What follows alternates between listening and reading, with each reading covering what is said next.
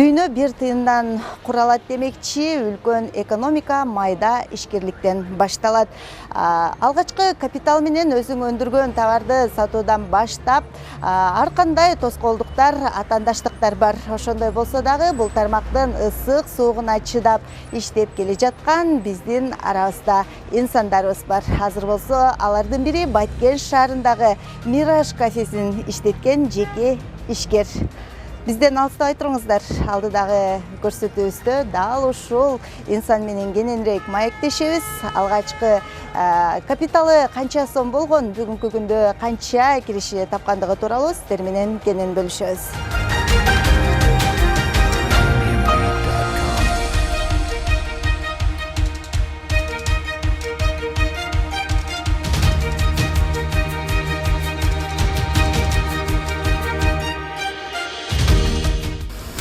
Мен бұл тест атымды июнь айынан баштап аштым. Официалды иштеп июнь айынан. Бизде негизинен бул жерде торттор, шириндиктер. Себеби шириндикти ачайын деген себеби бирден бир негизи. Өзүм Москвада иштеп келгем. Мигрант катары, эл катары барып иштеп. Баткен келгенде чындыгында бакында отуруп кафе менен торт жей турган место жок болсо жок келсе да. Анан тойдон ушул нерсени эске алып, келинчегим экөөбүз келишип ушул нерсени ачайлы деп башында заказ менен торттор жасап атканбыз. Бизде ушул нерсени ачайлы деп ачтык.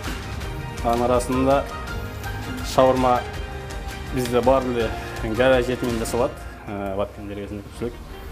Анан өзүм Москвада иштеп жүргөнүмө байланыштуу ушундай көрүнү эт багытындагы тоок этини жасайын деген максатта көрүнү кылып ачтым. Шаурма жакшы, клиенттер бардыгы ыраазы деген. Бул жакта тоок этинен эмне жасасаңыз керек? Башта мен жасагам. Азыр эми 2-3 жерде пайда болуп калды. Азыр эми өтүп атышат, ошол этапка өтүп атышат. Эгер сыр болбосо айтсаңыз, бул жакта деле ошол Москвада тапкан акчаны тапса болот экенби? Эми сразу эле биз сразу болуп кетишти дейт да, биздикилер жок. Негизи секиндик менен акырындык менен болот. Кудай буйрса, эми жакшы ниет менен иштеп атабыз. Кудай буйрса ошол нерсеге жеткиребиз. Ошол Москвадагы неге жеткиребиз деген ниет менен иштеп атабыз.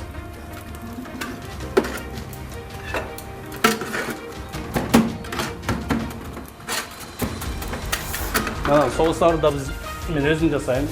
Нөлдөн баштап соусту өзүм жасайм. Бул эттерди да өзүм маринад этем. Мындан тышкары шашлык маринад этем, под заказ. Көрүнү шашлыктарды заказ менен маринад этип берем. Шашлыктын бардык түрүнү жасайбыз да. Демек сиз бул жерде эле эмес, үйүңүздө да жасай турасызбы? Эми асында үйдө иш кылам, бул жерде эмес, бир аз тар иштеген чындыгында тар. Көп нерсени үйдөн пиширип, даярдап, заготовка кылып, бул жакка алып чыгам да.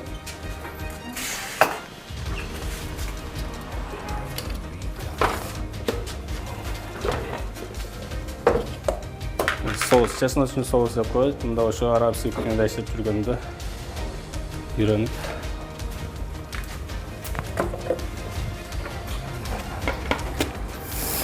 Анан көпчүлүгү шаурмага бизде мына кытайский капустаны колдонот да. Көпчүлүк шаурма көп жерде. Анан бул негизи бир аз сухойраак болот, кытайский капуста. Ошон үчүн мен өзүм домашний местный капустаны колдоном. Бул сочныйраак болот да. Жештүү болот негизинен. Баракчаларда деп койсок болот да. Шаурмалар эттери мындай таза эмес деген сөздөр да келип калат да. Ошондо сиздин баягы ишкерлигиңизге ушундай сөздөр тоскоол жаратып турбайбы? Мен келген келеттин баарын айтам. Эт бизге келет. Буну мен өзүм жууп, өзүм маринад этем да. Ушул жагынан мен кепилдик берем да. Себеби өзүм маринад эткеним үчүн кепилдик берем. Анан могу кандай десем, шириндиктер дагы. Негизи молочный продукттан сакталуучу мөөнөтү бул 3 жыл экен да, 72 саат деп коет. Ошон үчүн келип койду, бир аз кымбатыраак дейт, бирок свежий да тортубузчу. Свежий күнүгө жасап, күнүгө беребиз. Ал жагынан дагы торттун свежий болот да.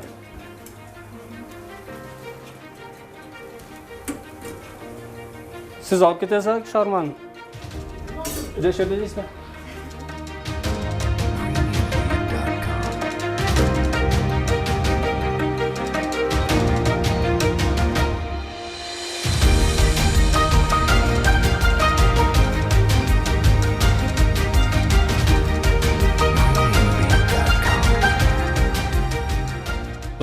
Bu şokoladный жусон, творожный сметана жусон. Экөө тең жакшы. Экөө тең творожный крем менен. Ичинде начинкасы менен да. Сабай кылайын.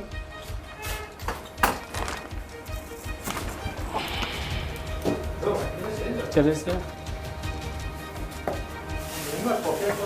Чай, кофе бар. Чай с лимоном. Кофе, а?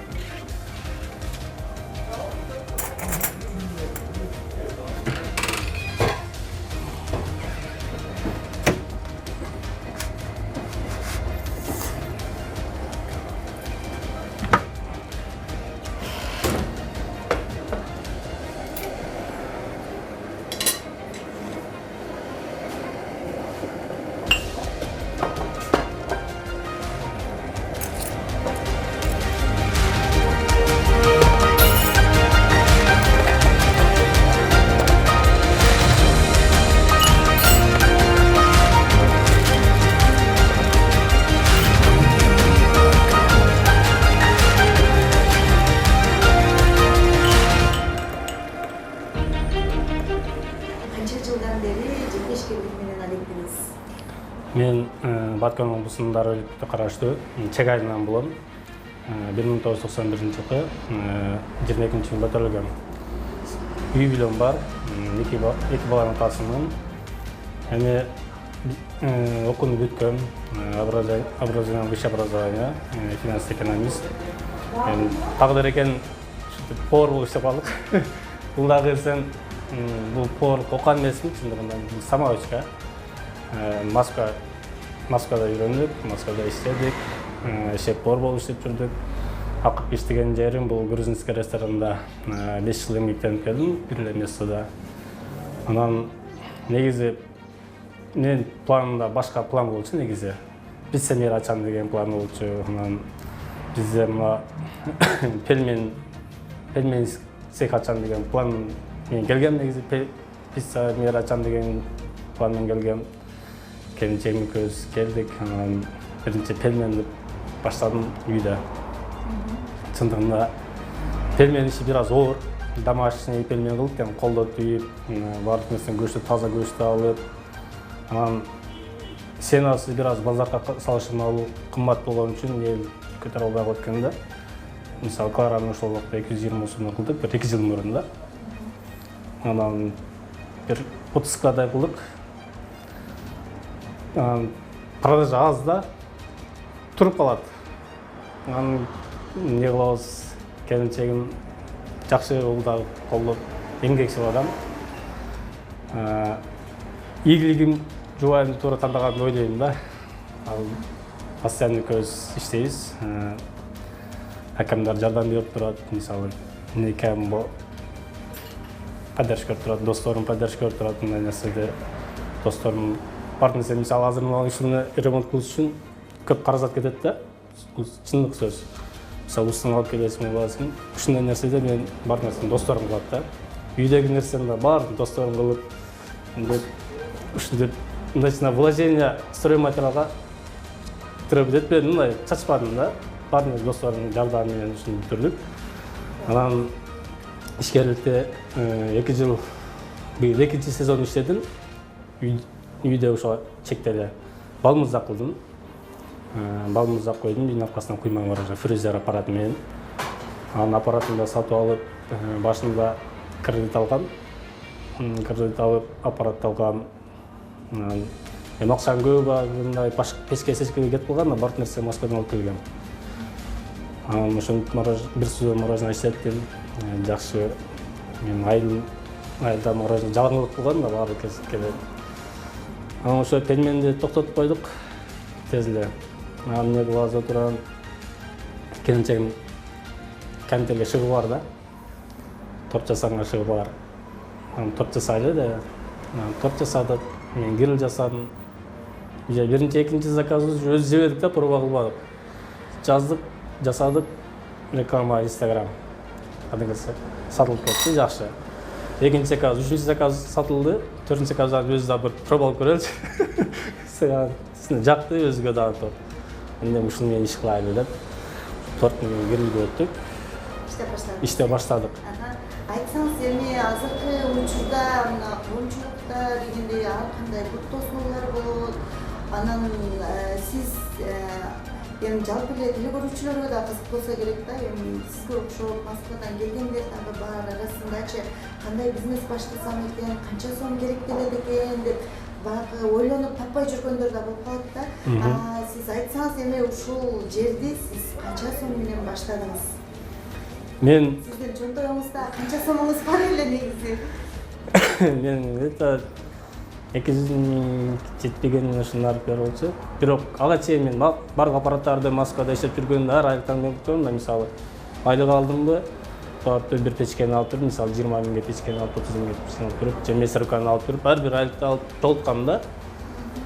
Анан ошо 200 миң мына фастфудка, ушул фастфудка 250 миңге кетип калат, ушул тегереги ушул нөлдөн баштап ачышка, бул 250 миң тегереги ушул фастфудка кетет да. Демек 200 миңдей акчасы болсо, ушундай жерди ачып алганга мүмкүнчүлүк болот экен. Мүмкүнчүлүк болот, бирок ал адамдын өзүнүн неде? Алып кетиш. Бул алып кетиш. Анан бул эмгекти талап кылат биринчиден. Биз мисалы азыр көпчүлүк ойлойт, ачык болуп туруп, мына жерде иштеп атат, жыргал турбайбы деп.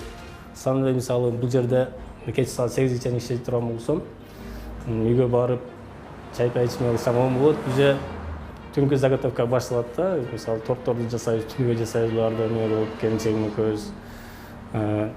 Мындай мээнетти таап да, мындай иштеп туруш керек да бунун үстүнөн. Жалкоолук болбойт бул нерсеге. Аракет кылыш керек. Туура айтасыз. Анан сиз айтып калдыңыз, мен Москвада жүрүп, көп нерсени Москвадан үйрөндүм деп калдыңыз да. Балким сиздин бала чагыңыздан дагы кыялыңыз ушундадыр. Же бала чагыңызда башка кесип кылайын деген мақсатыңыз Мен беле? бала чагымда бизнесмен болом деп ойлогон негизи. Бала чагымда анан үйдөгүлөр менен окуулашып ошо окууга тапшырган. Анан поварлык жагым бул Раматов апам дагы повар болуп жүргөн садикте. Билбейм, ошол нерсе барбы, бир ушул поварлыкка жөндөм бар экен. Анан азыр мен байкашыма караганда сиз көбүнчө ушул гриль, анан шаурма бүт баары тоок этинен жасалат экен да. Анан кошумча тоок багып, фермер болоюн деген дагы ойлоруңуз барбы? Өзүңүздүн эле ошол баккан тоокторуңуздан алып келип ушундай бышкырып берип сатканга? Эми бул бир аз көбүрөөк каражат талап кылат экен. Мен бирөкөлөргө эмне болгон, ушундай кылгыла депчи. Биз мына Баткен территориясы көз карандыбызда, эт багытындагы тоокко көз карандыбыз. Тукум багытындагы бул уже Баткен облусу өзүн-өзү тейлейт. Мен оюм да, бул жеке оюм. Анан эт багытындагы биз көз карандыбыз, башка жактан албай аткан. Ушул нерсени кылса болот. Анан коз гриль да кылам мен негизи. Коз гриль да пышырам үйдө заказ менен, заказ бергендерге, той мареклерге. Анан шашлык кой этинен, тоок этинен ал дагы маринад этип, уже тоок этин уже эти өзүмдөн болот. Аны по заказу же килограммга маринад берем да. Анан кээде выездный болуп иштеп коем, мисалы жайдын күндөрү, мисалы эс алууга чыккандарга барып пышырып берип. Анан сиз жана өзүңүз айтып калдыңыз, кесибиң боюнча экономистмин деп. Эмне үчүн ушул өзүңүздүн кесибиңиз боюнча иштебей, ушул жеке ишкерликке өтүп кеттиңиз? Ушул мен да кээде ойлондуруп калат, эмнеге иштесем болмокко деп. Анан чындыгында Москваден баардыгыбыз бирөө көз каранды болуп иштейбиз да. Зависимый болуп калат экенбиз да. мындай эркин ишкер адам эркин болуш керек экен да. Аны ушу эркин жүргөн жакшы көрөм, свободный кээде мисалы ушул багытка өтүп жатырмын деп ойлойм да, мындай независимый болбош үчүн, көз каранды болбош үчүн дегендей максатта. Азыр бул жерде эми сиз бул жерде азыр өзүңүз жалгыз эле келинчегиңиз өтөңүздөр иштейт экенсиздер, анан дагы башка ишкерлерди колуңузга алып иштетип, дагы чоңойтоюн деген кандай ой максаттарыңыз бар? Пландар бар. Бул жерде ачканда башта мен кылганымда 2 адам койгон. Иштеп турган чындыгында биринчи айда актабай калат экен. Клиент үйрөтүп, мен кылган, клиенттерге өзүм жасап берип, менин колумдан жеп үйрөнгөн кылган да. Анан пландарым бар. Кудай буйруса бир чоң гриль центр дегенде табака деп, мисалы бул тоок этинен көп нерсе да, мына мисалы табака деп сливочный соус менен да жасаса болот да, соус мен кооруп грильне мега көпчү. Муну көп тармактап жасаса болот да. Анан ошол шашлыктарды чоңураак заведение алып пландар бар, кудай буйруса негизи маркет кылабыз. Ошентип заведение ачып, чоң ресторанга айландырабыз деген ниеттер бар. Анан мындай айтсаңыз, бул бизнестин оорчулук жактары, анан жакшы жактары кандай болуп жатат ошол боюнча? Биринчи жакшы жагын айтсам, эркин жүрөсүң. Чындыгында эркин жүрөсүң, кааласаң иштейсиң, өзүң бирөөгө зависимдүү көз каранды эмессиң. Иштесең дегенде эле иштесең ошол өзүң каалагандай аласың. Анан оорчулугу баардыгы акчага такалат, финансовый көз каранды кылат. Менде көп кыйынчылык болду бул үстүндө. Кээде мисалы бир аппаратты алганда срочно пул таппай калган. Ошол убакта мисалы 40% менен кредит алгам да. Даже бир 15 күн карап коям эле кредит төлөп калып да. Бул нерседе бир туугандарым, досторум бардыгы аларда мындай поддержка берип турган, финансовый жактан дагы поддержка берип турган. Анан бир нерсе бар, аракет кылсаң жол табыла берет да. Ар бир нерсенин мисалы жолу бар деп ойлойм да. Аракет кылсаң жол табылат. Болбойт деп эле таштап койбош керек. Мындай сөз бар го, өзүңдү өзгөртүш кыйын дейт. Мүмкүн эмес дейт. Бирок өзгөртсөң болот дейт да. Бул орысча деп себя изменить нельзя, но возможно деп ушундай өзгөртсө болот деген ойлойм да.